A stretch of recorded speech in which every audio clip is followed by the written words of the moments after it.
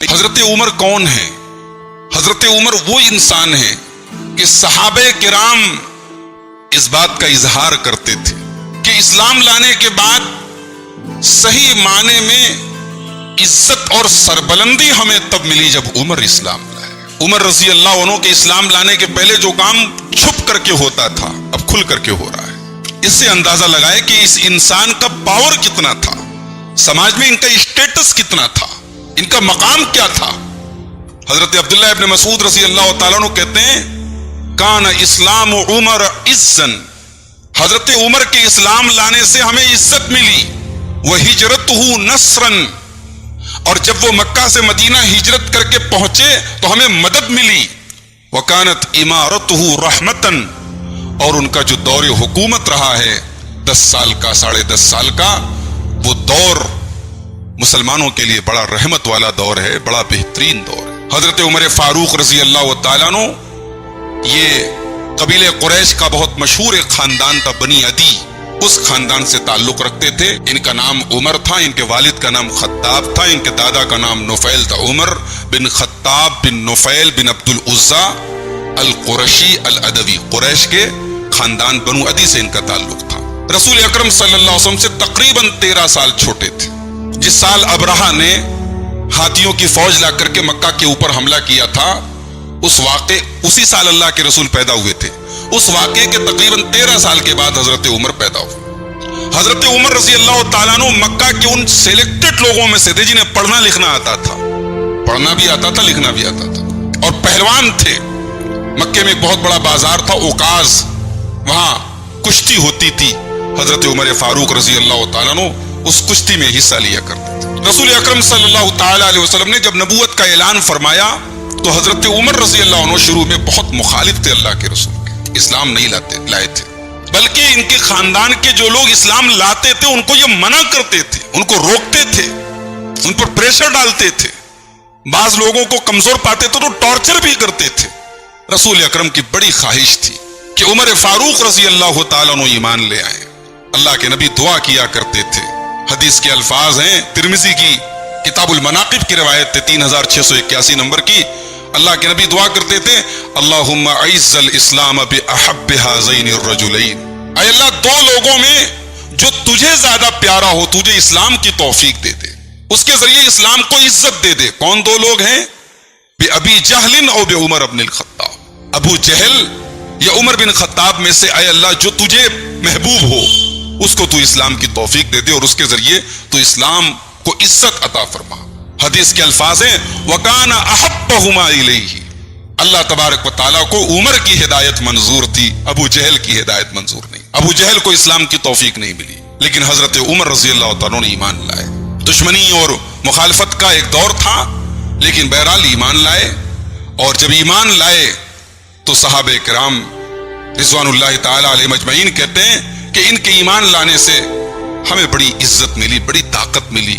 مکے میں کمزور تھے ہم، چھپ چھپ کر کے نمازیں پڑھتے تھے، چھپ چھپ کر کے اللہ کا نام لیتے تھے، اسلام کی دعوت پیش کرنے میں نبی اکرم صلی اللہ علیہ وسلم اور صحابہ کرام ہچکچاتے تھے۔ عمر رضی اللہ عنہ جب ہمارے درمیان آئے وہ ہچکچاہٹ دور ہو گئی، اب ہم علی اعلان اسلام کی دعوت اور تبلیغ کرنے لگے۔ حضرت عمر فاروق رضی اللہ تعالیٰ عنہ ان 10 صحابہ کرام میں سے ہیں جن کا نام لے کر کے اللہ کے نبی نے جنت کی بشارت سنائی ہے۔ حضرت ابو بکر، عمر، عثمان، علی، طلحہ، زبیر، سعد ابن ابی وقاص، سعید ابن زید، ابو عبیدہ ابن الجراح اور عبد الرحمن ابن عوف، یہ 10 صحابہ ہیں جن کا نام لے کر کے اللہ کے نبی نے جنتی کہا ہے، اس میں سے حضرت عمر ہے۔ حضرت عمر اللہ کے رسول صلی اللہ علیہ وسلم کے سسر بھی ہیں۔ حضرت عمر کی صاحبزادی حضرت حفصہ اللہ کے رسول کے نکاح میں آئیں، اور اسی لیے حضرت عمر اپنی کنیت جو استعمال کرتے تھے، جس کنیت سے ان کو جانا جاتا تھا ابو حفص ان کو کہا جاتا تھا، اس کنیت کو وہ اپنے لیے پسند کرتے تھے۔ حضرت عمر رضی اللہ تعالیٰ عنہ کے ذریعے اسلام کا بڑا فائدہ ہوا، مسلمانوں کا بڑا فائدہ ہوا۔ ان کا جو 10 سال کا دور خلافت رہا ہے بڑا شاندار دور رہا ہے۔ دنیا کی 2 سپر پاور، ایک رومن امپائر اور ایک پرسین امپائر، ایک روم کی طاقت، ایک ایران کی طاقت، ان دونوں طاقتوں کو اسلام کی جھولی میں لے آئے حضرت عمر فاروق رضی اللہ۔ اللہ کے نبی صلی اللہ علیہ وسلم نے خواب دیکھا تھا ایک مرتبہ، بخاری کی روایت ہے، किताब फ़ज़ाइल असहाब नबी में इमाम बुखारी लाए हैं, 3691 नंबर की हदीस है। अल्लाह के नबी कहते हैं कि मैं सोया हुआ था, मैंने ख्वाब में देखा कुछ लोग मेरे ऊपर पेश किए गए, वो अलैहिम कुमुसन, कुछ लोग पेश किए गए वो कुर्ता पहने हुए थे। फमिनहा मा यबलुगु सदिया, कुछ लोगों का कुर्ता जो था वो छोटा था, बस सीने तक पहुंच रहा था।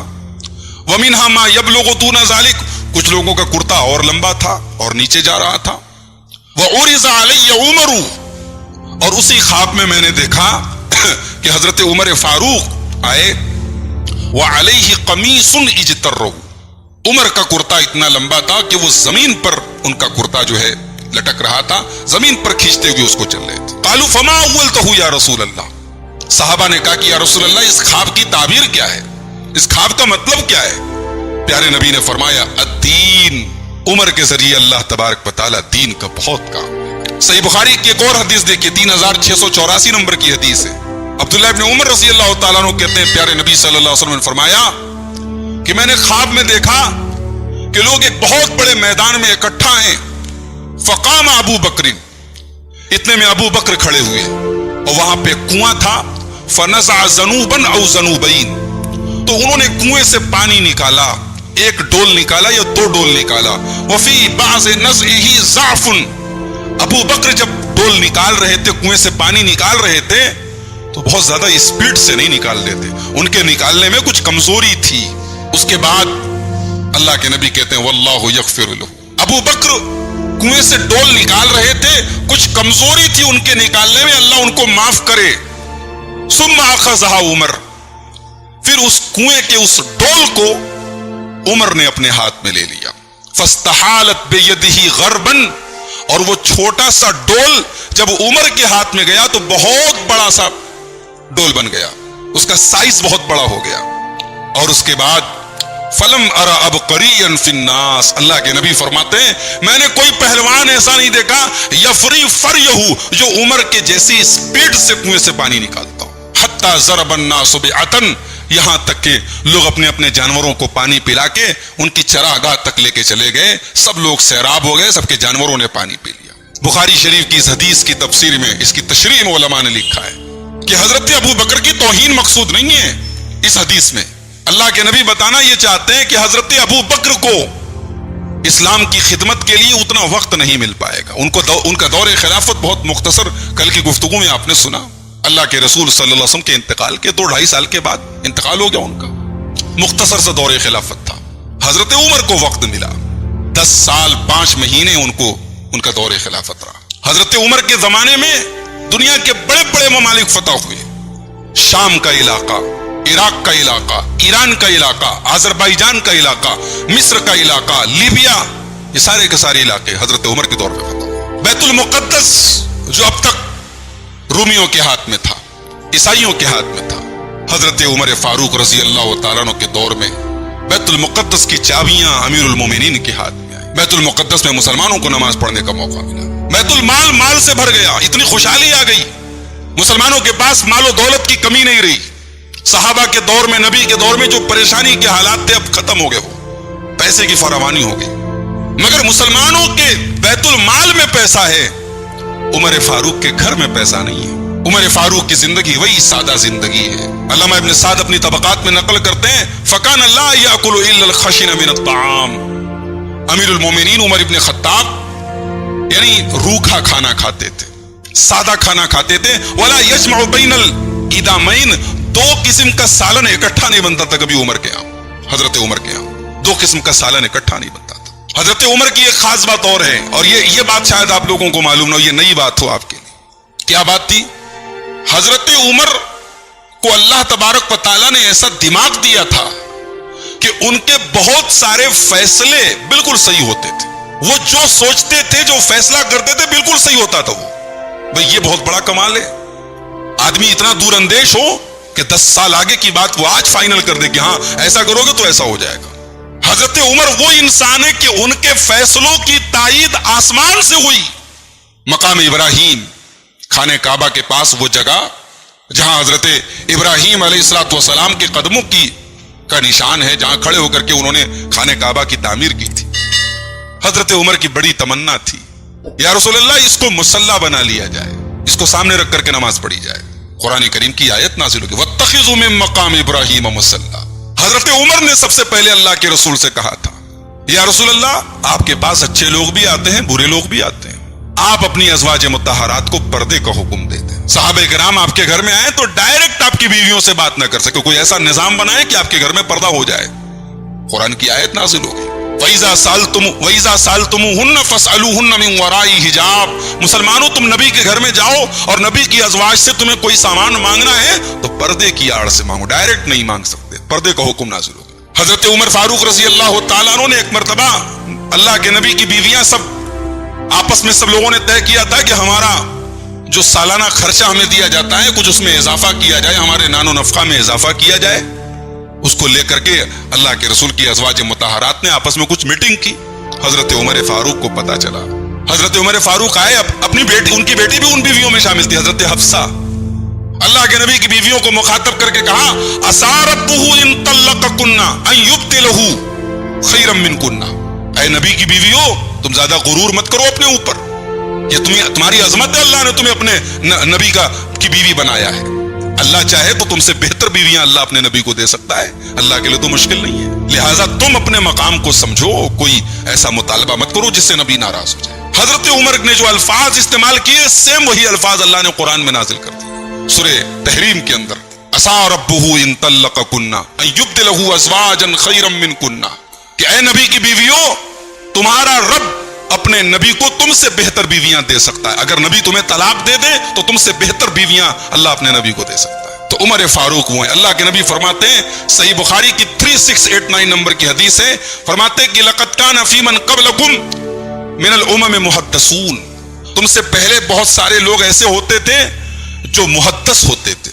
بھئی ایک ہوتا ہے محدث حدیث بیان کرنے والا, اور ایک ہوتا ہے محدث جس کے دل میں اللہ تعالیٰ صحیح بات ڈال دے, صحیح بات کا الہام کر دے. اللہ کے رسول نے فرمایا تم سے پہلے کی امتوں میں محدث ہوتے تھے, اور اگر میری امت میں کوئی ایسا ہوتا تو یہ عمر ہوتے. حضرت عمر رضی اللہ تعالیٰ عنہ اپنے دور خلافت میں راتوں کو گشت لگاتے تھے. حکمراں وہ ہوتا ہے جسے عوام کی فکر ہو.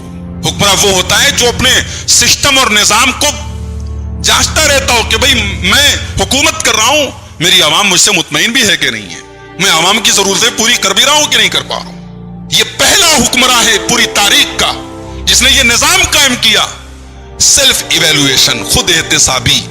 حضرت عمر رات کو گشت کرتے تھے. دیکھیں میں عام آدمی کے سادے لباس میں نکلتا ہوں, میں دیکھوں پبلک کی رائے کیا ہے امیر المومنین کے بارے میں. ایک دن رات میں نکلے, ایک عورت کے پاس سے گزر ہوا. عورت کے چھوٹے چھوٹے بچے ہیں, بچے رو رہے ہیں, چولہا پر ہانڈی رکھی ہوئی ہے, کچھ پک رہا ہے. حضرت عمر نے عورت سے کہا کیا بات ہے, بچے رو رہے ہیں, جو پکا رہی ہو پھٹ سے نکال کے کھلا دو. عورت کی آنکھوں میں آنسو آ گئے, کہنے لگی اللہ بیننا و بین عمر, میں بیوہ عورت ہوں, میرے پاس آمدنی کا کوئی ذریعہ نہیں, چھوٹے چھوٹے بچے ہیں میرے اور عمر کے درمیان اللہ فیصلہ کرے گا. میرے بچے بھوکے ہیں, انہیں تو بہلانے کے لیے میں نے ایسے ہی کنکر پتھر ڈال دیے چولہے کے اندر, ہانڈی کے اندر, کچھ پک تھوڑی رہا ہے, بچے بھوکے ہیں.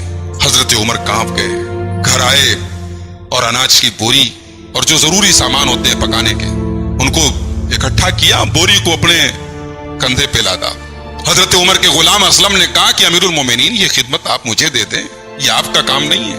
حضرت عمر نے کہا انت تحمل وزری یوم القیامہ, اسلم قیامت کے دن میرا بوجھ اٹھاؤ گے, جب قیامت کے دن نہیں اٹھا سکتے تو آج مجھے یہ بوجھ اٹھانے دو. اور گئے, اور جب تک وہ سارے بچے کھا کے سو نہیں گئے امیر المومنین عمر ابن خطاب وہاں سے واپس نہیں آئے. ایک مرتبہ اور رات میں گشت لگا رہے تھے, ایک آدمی بیچارہ بدو ہے, دیہاتی ہے, اپنے خیمے کے باہر گھبرایا بیٹھا ہے.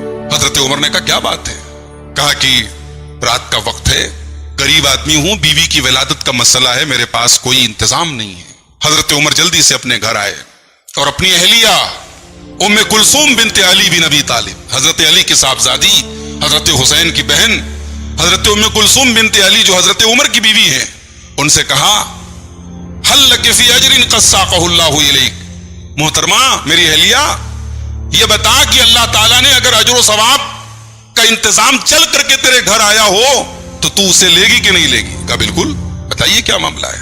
حضرت عمر نے پوری بات بتائی, اپنی پیٹھ پر آٹا اور گھی وغیرہ یہ سب لادا.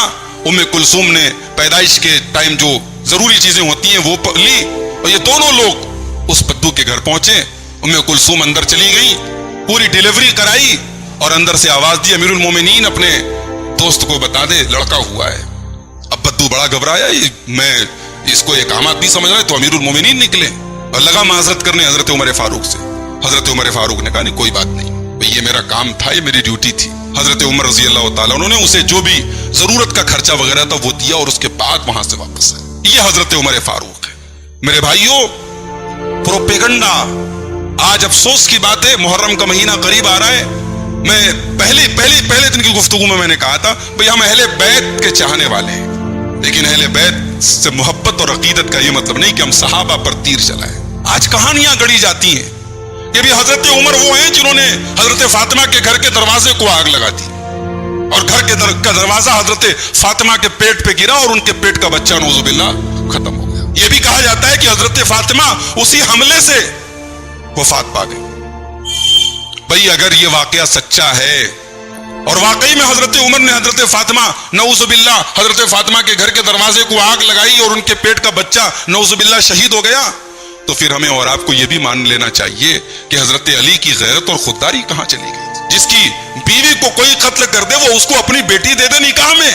بھئی یا تو اس واقعے کے پہلے انہوں نے بیٹی دی تھی یا بعد میں دی تھی. اگر پہلے دی تھی تو اپنی بیوی کے قاتل کے گھر میں اپنی بیٹی کو رکھا, کیوں طلاق کیوں نہیں دلوا دی؟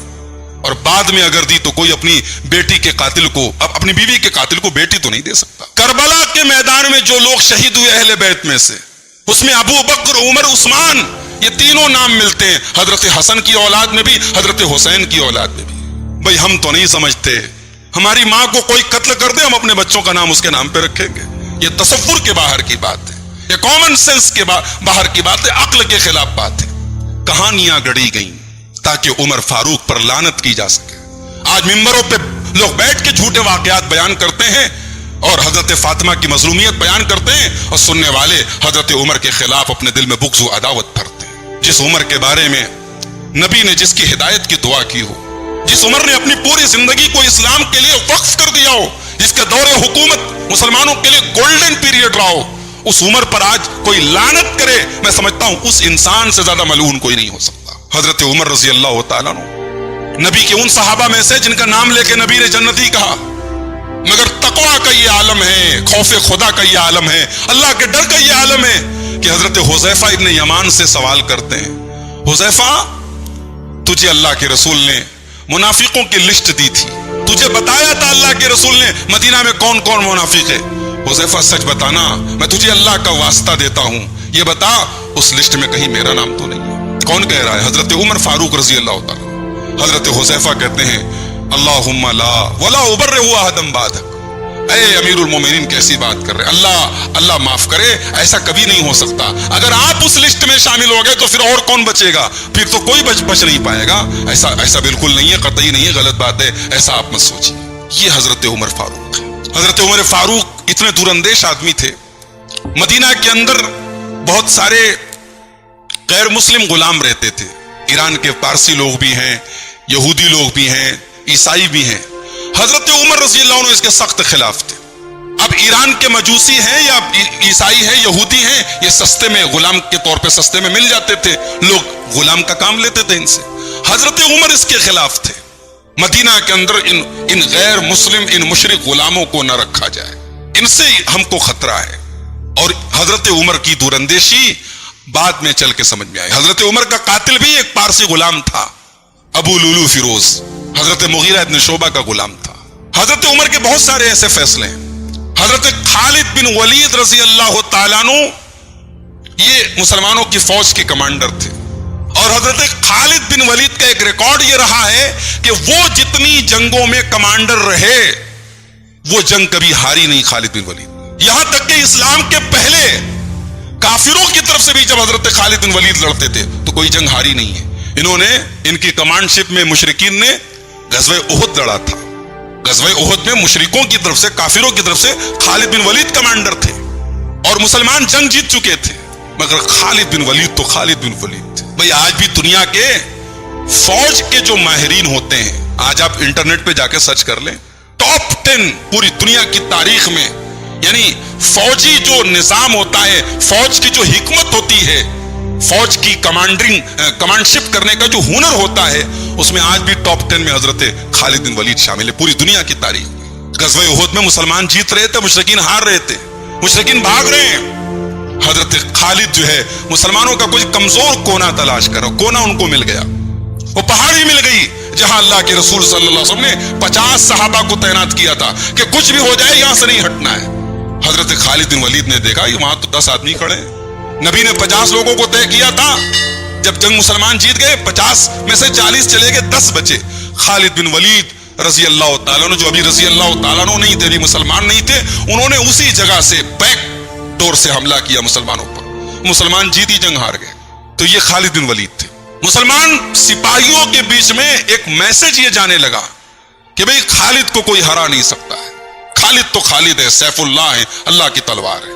हजरत उमर फारूक को ये बात पसंद नहीं आई। हजरत उमर ने लेटर भेजा, खालिद बिन वलीद को कमांडर के ओहदे से हटाया जाए और अबू उबैदा इब्न जर्राह को कमांडर बनाया जाए। अल्लाहु अकबर। आज हमारे और आपके यहाँ कुर्सी और ओहदे की बड़ी लड़ाई होती है। भाई इनको ये ओहदा क्यों मिल गया, हमें क्यों नहीं मिला। मस्जिदों में, मदरसों में, जमातों में, तंजीमों में ओहदे को लेकर बड़ी रस्साकशी है। सहाबे किराम से सीखो मेरे भाइयों, वो दुनियादार लोग नहीं थे, वो खिदमत करना जानते थे। खालिद बिन वलीद की मासूली का ऑर्डर आया, अबू उबैदा इब्न जर्राह को कमांडर बनाया गया। खालिद बिन वलीद रजी अल्लाह तआला अन्हु ने बिला चूचरा इस फैसले को तस्लीम किया, कोई कमेंट नहीं। कहा कि ठीक है भाई, हमारा नया कमांडर है, हम उसके अंडर में लड़ेंगे।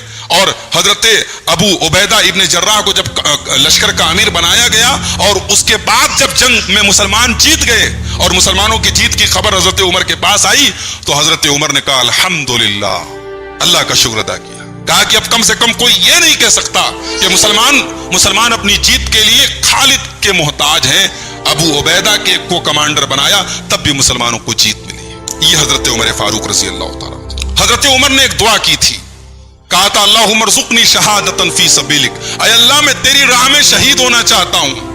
वजअल मौती फी बलद रसूलिक, और ऐ अल्लाह मेरी दूसरी दुआ ये है कि मेरी मौत हो तो तेरे रसूल के शहर में हो, शहादत की मौत मिले और मौत तेरे रसूल के शहर में मिले। ये दो तमन्नाएं थी हजरत उमर फारूक रज़ी अल्लाह। अल्लाह ताला ने दोनों तमन्ना पूरी की। फजर की नमाज अमीरुल मोमिनीन पढ़ा रहे थे, ज़िलहिज्जा की 26 तारीख थी, फजर की नमाज पढ़ा रहे थे और अबू लूलू फिरोज वो आगे की सफ में शामिल था और अपना चेहरा ढापे हुए था, लंबा कुर्ता पहने हुए था, अंदर उसने जो है 2 धारी खंजर रखा हुआ था। आगे बढ़ा और हजरत उमर के पेट पर उसने उस खंजर को मारा और उसके बाद आसपास के जितने लोग थे जो आगे बढ़ा सबको मारता चला गया। 13 लोगों पर उसने हमला किया।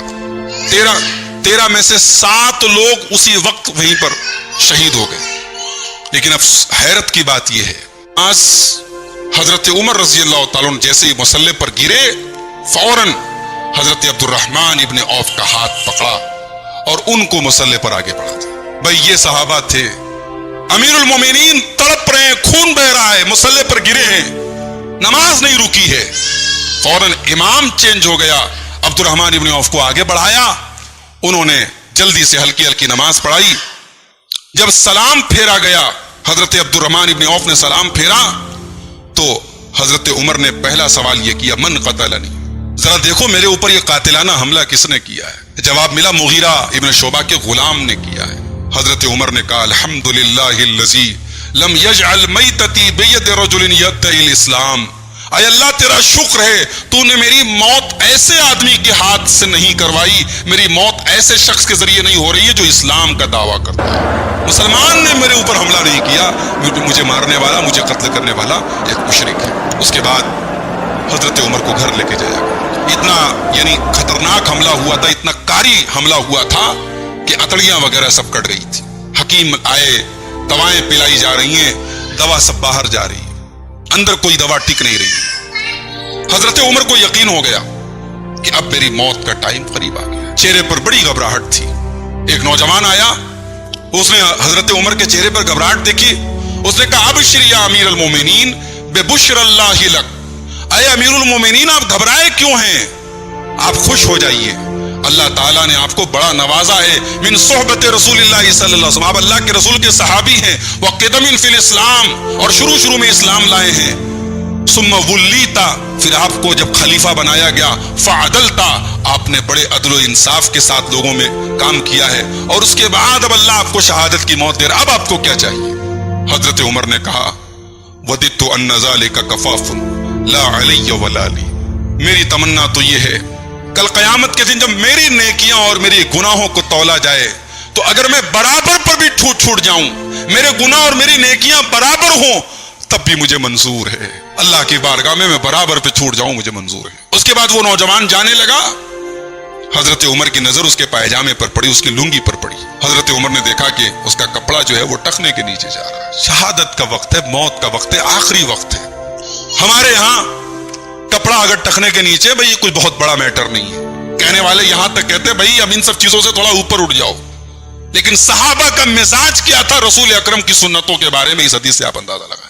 حضرت عمر نے دیکھا نوجوان کا کپڑا ٹخنے کے نیچے لٹک رہا ہے, بلایا اس کو, کہا کہ یبن اخی ارفع ثوبک, اے میرے بھتیجے اپنے کپڑے کو تھوڑا اوپر کر لے. فإنه انقى لثوبک واتقى لربک, اسی میں تیرے کپڑے کی صفائی ہے اور تیرے رب کا ڈر اور تیرے رب کا تقوی بھی یہی ہے کہ تو اپنے کپڑے کو ٹخنے کے اوپر. علماء کہتے ہیں کہ امر بالمعروف اور نہی عن المنکر کا جو فریضہ ہے شریعت میں, وہ حضرت عمر نے اس کا مطلب بتایا کہ اتنے نازک موقع پر بھی غلط کام کو حضرت عمر نے برداشت نہیں کیا. اس کے بعد اپنے بیٹے عبداللہ ابن عمر کو بلایا, کہ بیٹا میں تو دنیا سے جا رہا ہوں, ذرا دیکھ لو میرے اوپر کتنے قرضے ہیں.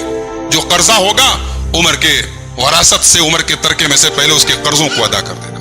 اس کے بعد اپنے بیٹے عبداللہ ابن عمر سے کہا بیٹے جا اور اپنی ماں اور ہم سب کی ماں اما عائشہ سے جا کے پوچھو کہ عمر ابن خطاب کی تمنا ہے کہ اپنے دونوں ساتھیوں کے وہ پہلو میں ان کے بغل میں دفن ہونا چاہتا ہے.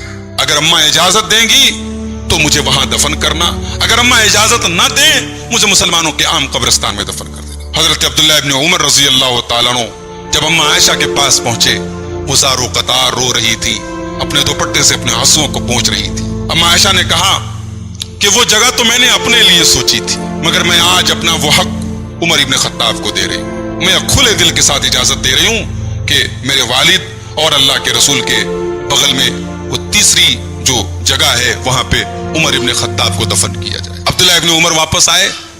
حضرت عمر نے دیکھتے ہی کیا جواب دیا اماں عائشہ نے؟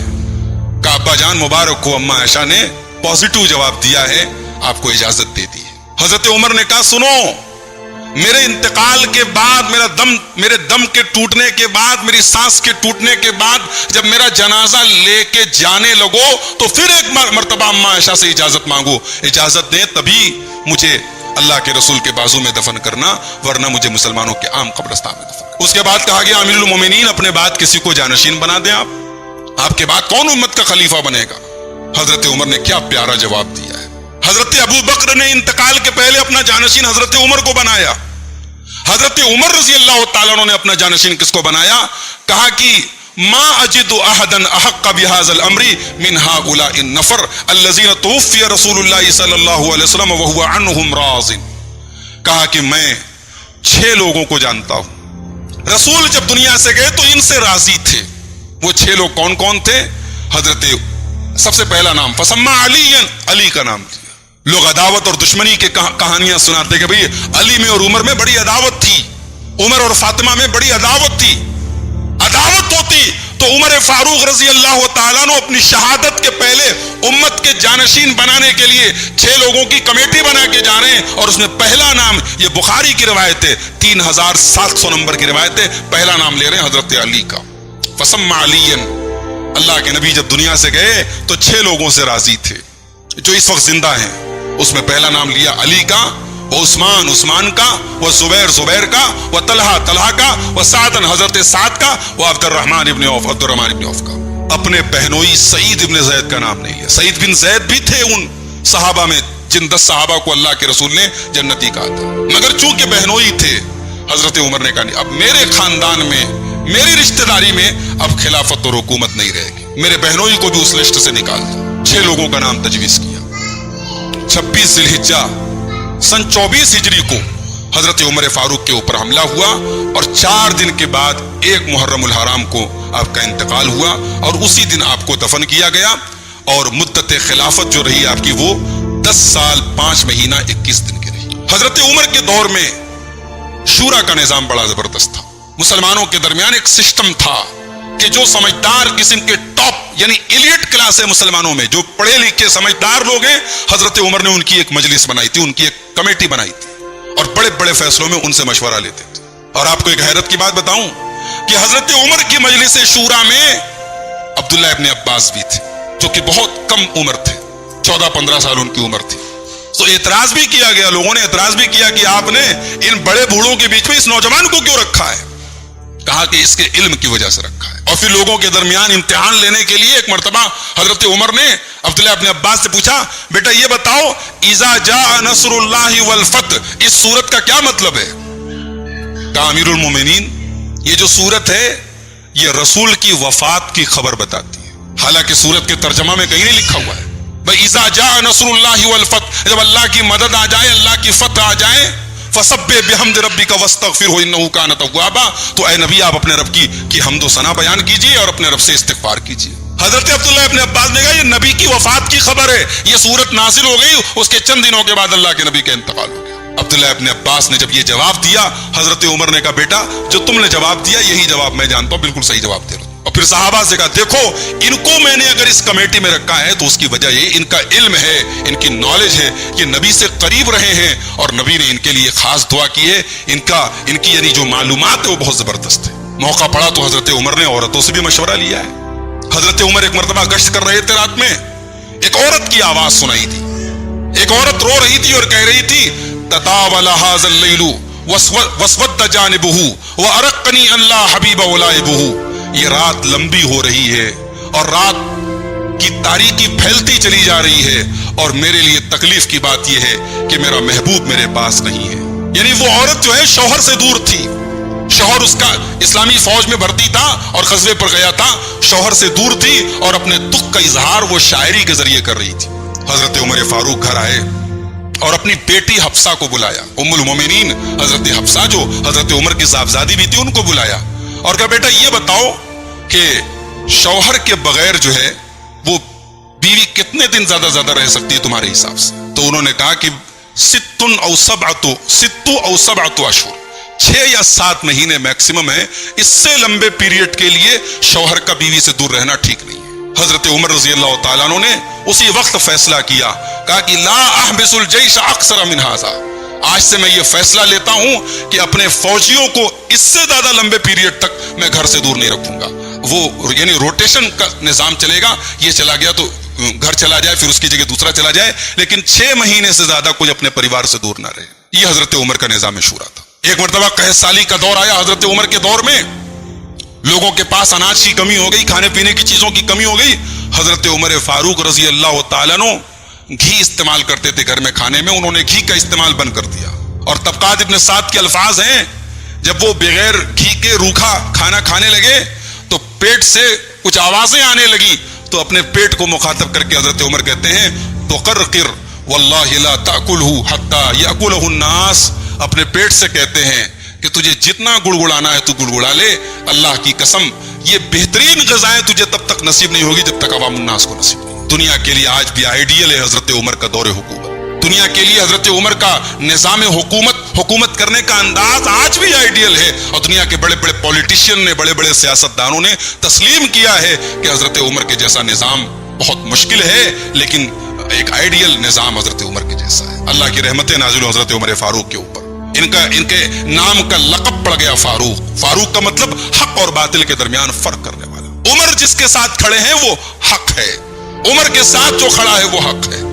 حضرت عمر کے بارے میں اللہ کے نبی نے کہا تھا کہ اے عمر، شیطان ما لقیک الشیطان فی فج، جس راستے سے عمر تم گزرتے ہو شیطان وہ گلی وہ راستہ بدل دیتا ہے۔ آج بھی اگر انسان عمر فاروق کے ساتھ نہیں کھڑا ہے، عمر فاروق سے بغض رکھتا ہے، ان کے خلاف دل میں بدگمانیاں رکھتا ہے، وہ اپنے ایمان کی خیر منائے، وہ سمجھ لے وہ کس کے ساتھ کھڑا ہے۔ اللہ ان سے راضی ہو اور اللہ ہمیں ان کے نقش قدم پہ چلنے کی توفیق عطا فرمائے۔